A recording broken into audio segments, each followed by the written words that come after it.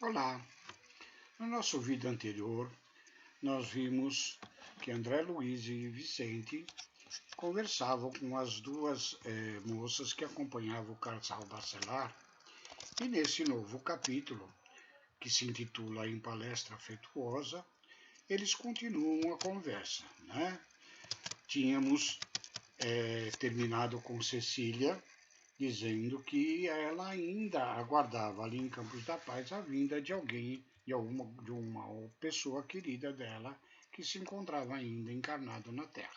Pois bem, e agora, nessa nova etapa da conversação deles, André Luiz nos relata o seguinte: voltávamos em conversação amiga para as belezas de nosso lar, quando Aldonina interveio acrescentando: alguns membros de nossa família visitam a cidade de vocês de tempos a tempos. Nossa irmã Isaura, que se casou em Campos da Paz há 3 anos, lá reside em companhia do esposo, que é funcionário dos serviços de investigação do Ministério de Esclarecimento. Percebendo-nos a curiosidade, prosseguiu: morava ele conosco, mas desde muito tempo foi convocado a serviço por lá, vindo mais tarde buscar a noiva. Vicente, que se mantinha em atitude expectante, exclamou: tocamos num assunto de que muita admiração me tem despertado desde que regressei dos círculos terrenos. Não tinha no mundo a menor ideia de que pudéssemos cogitar de uniões patrimoniais depois da morte do corpo. Quando assisti a festividades dessa natureza em nosso lar, confesso que minha surpresa raiou pela estupefetação. Esta é uma questão que a gente tem abordado com muita frequência nos nossos estudos e conversado com amigos, né? De que a titulagem que aqui na Terra nós temos de pais, filhos, irmãos, marido, esposa, né? Ela se prende mais às nossas questões de formação familiar aqui na Terra. E de que no plano dos espíritos, né, a nossa titulagem passa a ser de irmãos, de fraternos irmãos em Cristo e filhos de Deus. Contudo, sempre que nós estudamos estas obras de André Luiz, nós temos que levar em conta que tanto o nosso lar quanto Campos da Paz, aqui estudadas no livro Os Mensageiros, ainda estão muito próximos da crosta terrestre. São colônias onde ainda são etapas de transição dos espíritos como nós, que estamos em processo evolutivo. Portanto, ainda é necessário esta titulagem e esta aproximação, mesmo em termos de família, nos planos espirituais. Contudo, à medida que nós cresçamos, à medida que nós evoluímos, nossas necessidades de agregação familiar, nos termos de que conhecemos hoje aqui na Terra, eles vão se modificando para nos transformarmos em irmãos uns dos outros, né? É a prática do amor universal, do amor fraternal, a que todos nós chegaremos um dia pelos processos evolutivos. Mas continuemos neste diálogo dos nossos personagens aqui na história que nos fatos que André está nos relatando. Após essa observação de Vicente, Cecília Vivaz acentuou sorrindo. Isto se deu também conosco, esta surpresa sobre o casamento, né? Entretanto, é forçoso reconhecer que tal estado d'alma resulta do exclusivismo pernicioso a que nós entregamos no plano carnal, porque se o casamento humano é um dos mais belos atos da existência da Terra, por que deixaria de existir aqui, onde a beleza é sempre mais quintessenciada e mais pura? E além do mais, é imprescindível ponderar que não vivemos as revelias de leis sábias e justas. E como são felizes os que se casam em nossos planos, acentua a companheira, denotando aspirações secretas do coração. Aldonino esboçou um gesto expressivo e considerou: sim, mas para possuirmos aqui essa aventura, É preciso ter amado na terra, movimentando os mais nobres impulsos do espírito. Para colher os júbilos dessa natureza aqui, é necessário ter amado com alma. Os que se consagram exclusivamente aos desejos do corpo não sabem amar além da forma. São incapazes de sentir as profundas vibrações espirituais do amor sem a morte. Ou seja, né, só se consorciam no plano dos espíritos, ainda que seja nessas colônias de transição, né, aqueles que procuram carregar o sentimento do amor pela pessoa, o desejo do bem incondicional. Aqueles que tão somente nas uniões terrenas buscam tão somente a união carnal, fica difícil de ter esta compreensão e muito provavelmente não conseguem chegar a estes níveis de sentimentos mais apurados, mais sublimes. Desejando, porém, retomar o assunto referente a Isaura, André interroga curioso. Continuem falando-nos da irmã que se mudou para nosso lar. Estimaria saber como se realizou o consórcio. Se você, Cecília, está aguardando o prêmio da visita à nossa cidade, como se casou ela transferindo-se lá definitivamente? Cecília sorri e retruca. Isso é um outro caso. Isaura não poderia correr atrás do noivo porque estava em situação inferior a ele nos processos evolutivos. Mas Antônio, como um espírito superior, poderia descer a buscá-la.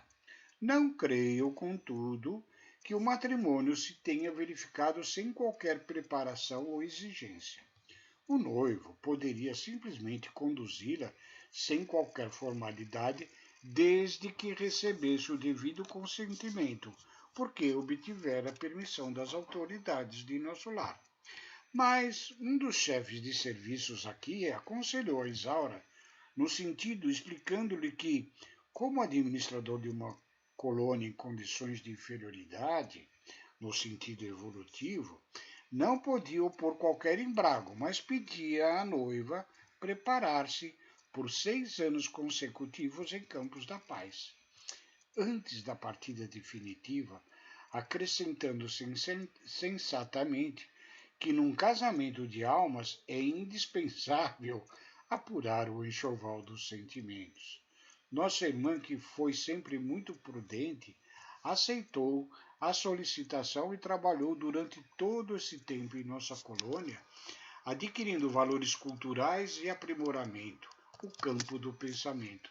Até porque nós sabemos que nós, se não nos encontramos ainda em estados de sentimento mais apurado, é-nos difícil estarmos numa etapa mais evoluída, como no caso de Laura, com relação ao Antônio, seu noivo, nos planos de nosso lar.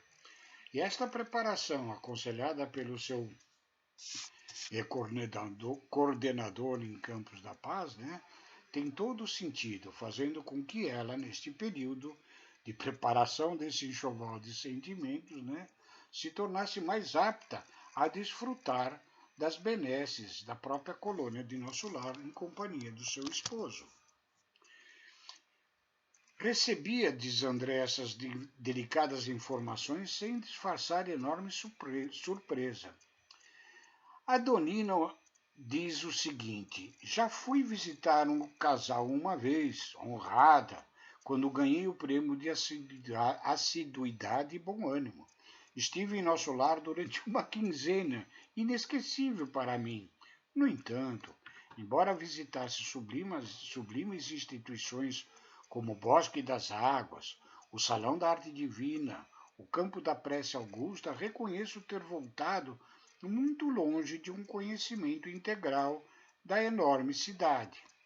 Lá irei, contudo, mais tarde, pois continuo em meu trabalho e nossos instrutores afirmam sempre que tudo de bom deve aguardar do destino quem saiba servir ao bem e trabalhar com esperança. Admirando a beleza de sentimento daquelas jovens, indaguei emocionado. Mas não tem vocês aqui em Campo da Paz instituições semelhantes? Não existirão por lá, por aqui, templos de alegria abertos à juventude? Ah, sim, murmura Cecília, como quem não desejava ser ingrata às bênçãos do Eterno. Muito nos dá o Senhor em nossa colônia. Entretanto, permanecemos na vizinhança dos irmãos encarnados. Ou seja, as tempestades que nos atingem obrigam-nos a serviço constante. Os quadros inferiores que nos cercam são profundamente dolorosos. Nossa cidade não possui ministérios da união divina nem da elevação. Não podemos receber a influência superior com muita facilidade. Nossos trabalhos de comunicação e auxílio necessitam ainda de muita gente educada no Evangelho para funcionar com eficiência. Veja o quanto nós prejudicamos as colunas em torno da crosta terrestre, né? Com maus pensamentos, com atitudes indevidas, muitas vezes emitindo pensamentos de baixas vibrações sentimentais, né? Atrapalhando em muito o processo evolutivo de muitos daqueles que lutam para que nós, espíritos ainda encarnados e devedores, possamos nos elevar em conjunto com eles. Nossa colônia foi instituída para socorro urgente. Não podemos esquecer aqui os problemas da nossa finalidade. A nosso ver, o Campo da Paz é mais que tudo um avançado centro de enfermagem rodeado de perigos porque os irmãos ignorantes e infelizes nos cercam o esforço por todos os lados. De 10 em 10 quilômetros na zona de nossa vizinhança há postos de socorro como estes, que funcionam como instituições de assistência fraternal e sentinelas ativas ao mesmo tempo. A jovem fez uma pausa mais longa, observando o efeito de suas palavras e rematou. Nosso governador, quando se agrava os serviços, costuma asseverar que estamos num campo de batalha com a paz de Jesus. Esta imagem define tão bem o nosso núcleo como esta. No exterior, o trabalho é rigoroso e incessante, mas dentro de nós existe uma tranquilidade, uma serenidade que nós mesmos dificilmente podemos compreender. É a paz do Mestre Jesus. O serviço circunscreve-se à cidade? Pergunta André. Não, o trabalho é multiforme.